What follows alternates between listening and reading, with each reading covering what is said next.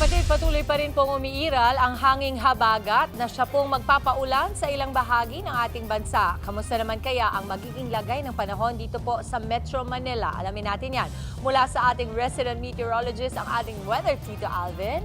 Lalaging may panahon para sa iyo. Tito Alvin, good morning kapatid! Good morning, Mami Dims, at good morning mga kapatid. Ulat panahon na po tayo. Sa ngayon, medyo mahina po ang epekto ng ating habagat. Medyo nakaka-apekto lamang po yan dito sa itaas na bahagi ng ating bansa, ang kanlurang bahagi ng Northern at Central Luzon.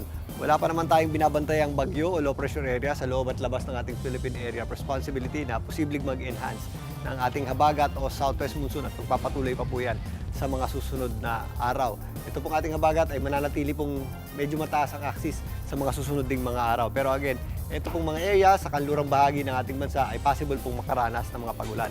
Dahil po sa ating habagat o southwest monsoon, although nagsumisilip naman po yung ating araw, possible po o medyo mataas ang ating tsansa ng pagulan at posibleng thunderstorms at medyo maulap din po tayo sa mga areas ng Batanes.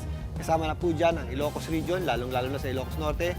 Kasama na rin po dyan ang La Union at Pangasinan, maging dito po sa western section ng Central Luzon, ang area po ng Zambales. Ang natitirang bahagi naman ng Luzon ay magpapatuloy naman ang mainit at malinsangang panahon, lalong-lalo na sa tanghali. Pero pagsapit ng hapon, nagiging maulap po yung ating panahon at tumataas ng bahagya yung ating tsansa ng pagulan. Posible po yung ating mga afternoon showers at thunderstorms. Kaya paghandaan din po natin yan mga kapatid.